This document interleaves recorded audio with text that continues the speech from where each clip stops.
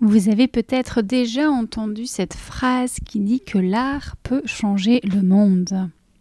Je crois qu'une belle partie d'entre nous et d'entre vous qui écoutez ce podcast en avons particulièrement pris conscience ces 20 derniers mois, depuis que l'art est passé de l'autre côté des considérations essentielles pour un certain groupe de personnes. Oui, l'art peut changer le monde. Pendant que les salles de spectacle, les expositions et les cours d'art en tout genre se réinventaient, se digitalisaient ces derniers mois pour tenter de rester vivants, et c'est bien le cas de le dire, nous avons davantage encore pris conscience de son rôle essentiel dans notre capacité à nous émerveiller et à voir le monde autrement. Pour beaucoup d'entre nous, privés dans un premier temps de cette bouffée d'inspiration, l'inspiration c'était vraiment le cœur du sujet du précédent épisode, pour ne pas dire d'oxygène, l'art a repris sa première place en haut de la liste des essentiels. Essentiel pour se sentir vivant, essentiel pour se divertir et essentiel pour se convertir.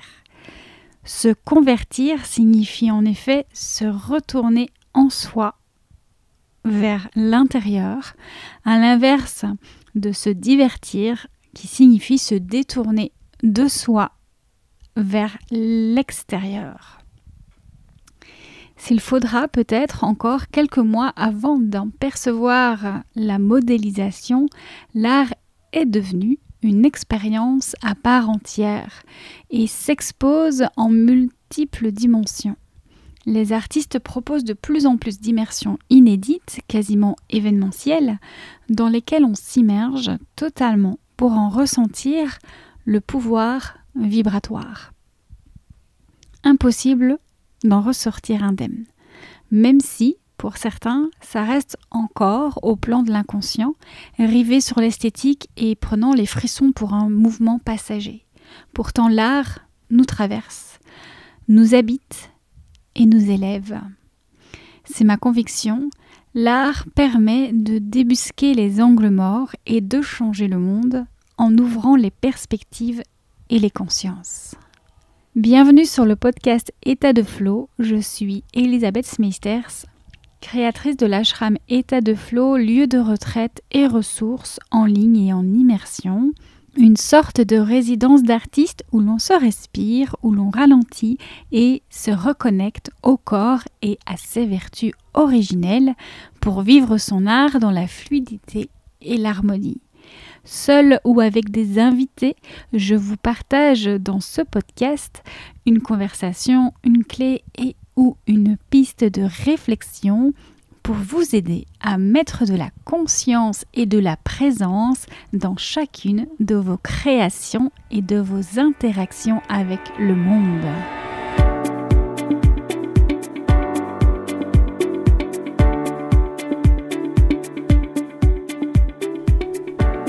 Je vous propose de commencer par nous interroger sur la différence entre la culture et l'art et d'aller au-delà des a priori. En effet, si l'on s'en tient au ministère de la Culture, le mot « culture » peut paraître de prime abord principalement prétentieux, j'ose le dire, cérébral, oui, égotique, certainement. Je suis donc retournée consulter le dictionnaire pour me faire ma propre idée du concept de la culture. On y apprend que la culture d'un pays donne une notion d'identité. Cela ne me conforte pas, sachant qu'une personnalité se construit pour rejoindre un clan. Elle se référence à une appartenance, elle dit d'où nous venons, mais pas qui nous sommes. La culture agricole exprime que l'on récolte ce que l'on sème. J'aime que cette idée puisse s'appliquer à l'art d'être. On récolte ce que l'on sème, nous rappelle l'importance de planter des graines et d'être le jardinier d'Éden. La culture est aussi le résultat de l'habitude, de la répétition. On peut penser ici à la culture physique. La notion de performance est trop présente ici à mon goût, même si je crois que l'habitude peut parfois être bénéfique, notamment pour l'ancrage de certains rituels ou hygiène de vie. Je me suis ensuite demandé à quel moment parle-t-on d'émotion à propos de la culture. Eh bien, quand la culture est de l'art. Quand la culture devient l'art de transmettre un message, d'émouvoir et d'interroger. Rappelez-vous, dans l'épisode 51, je vous disais que l'art est un sous-produit de la culture. Il reflète certaines de ses coutumes, croyances et valeurs. L'art est l'expression créatrice des expériences de l'artiste et de ses émotions. Il est aussi créateur de valeurs. Une sorte de catalyseur qui peut initier les changements et les ajustements nécessaires pour la continuité de la société. L'art peut changer la vision du monde.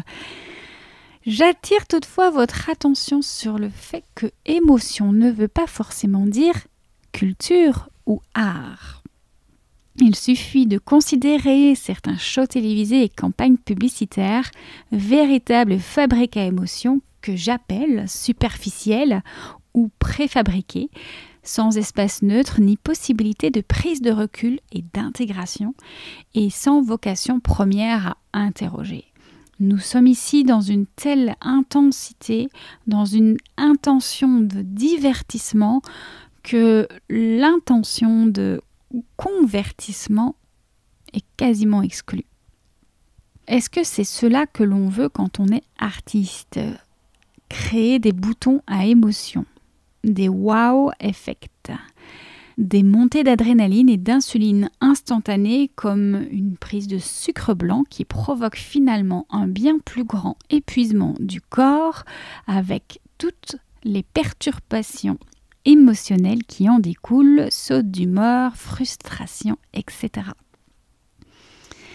Si vous écoutez ce podcast, j'imagine que vous attendez autre chose de l'art et de la culture.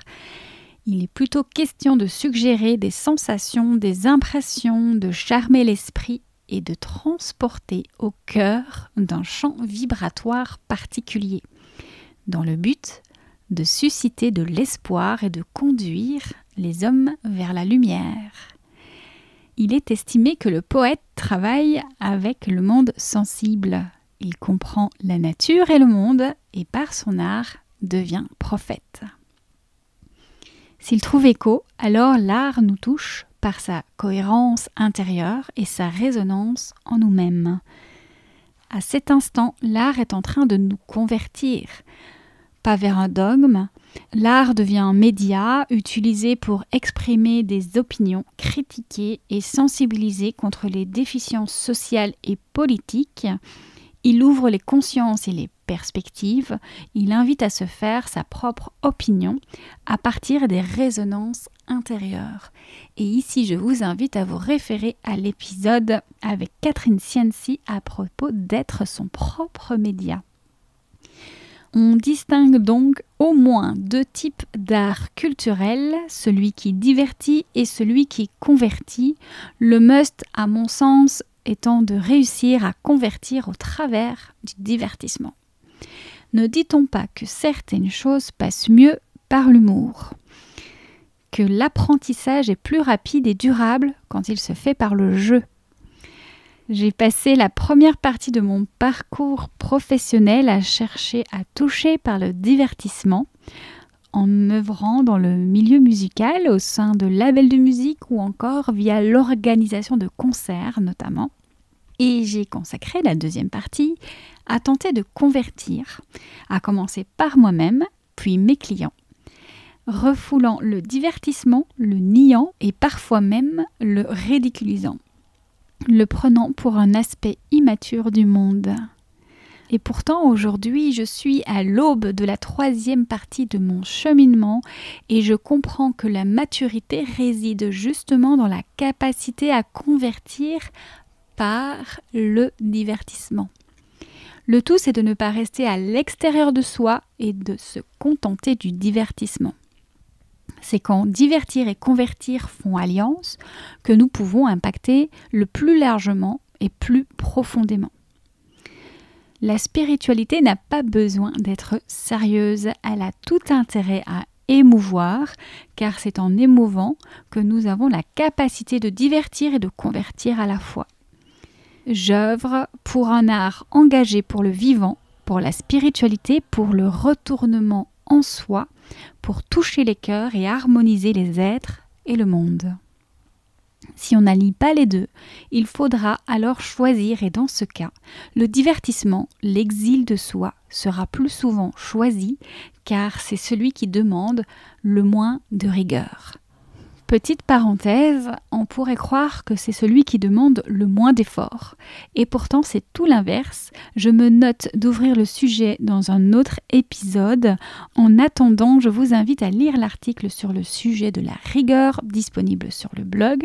Et je ferme ici cette parenthèse. Aujourd'hui, plus que jamais, parce que nous sommes prêts à cela, nous devons remettre les artistes en cuisine et partout ailleurs, y compris dans la spiritualité, l'écologie, la défense des droits de l'homme, la politique, la religion. Nous sommes appelés à remettre le « et » entre les deux, artistes et spiritualité, artistes et politique, artistes et écologistes, divertir et convertir, yin et yang.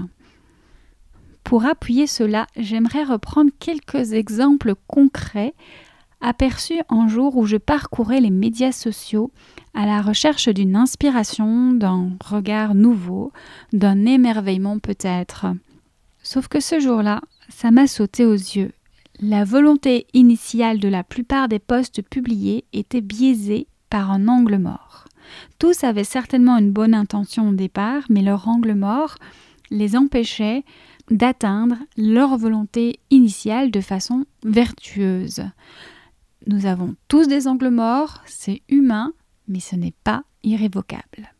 Voici donc 3 angles morts que j'ai aperçus et ensuite je vous propose l'ouverture d'une nouvelle voie avec un dernier exemple. Donc les premiers posts que j'ai aperçus étaient des repartages de messages initialement diffusés par des lanceurs d'alerte. La volonté de départ est claire, elle était d'informer. Sauf qu'un angle mort faisait que ces personnes diffusaient une ambiance désarmante.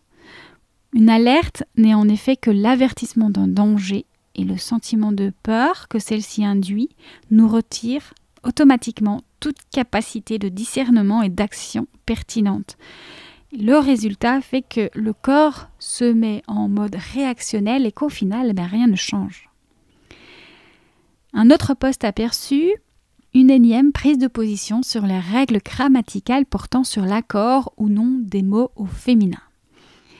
Alors mon intention ici n'est pas de prendre parti, mais de rappeler la volonté initiale qui aurait pu être intéressante si elle s'en tenait à elle-même, c'est-à-dire informer sur une loi votée.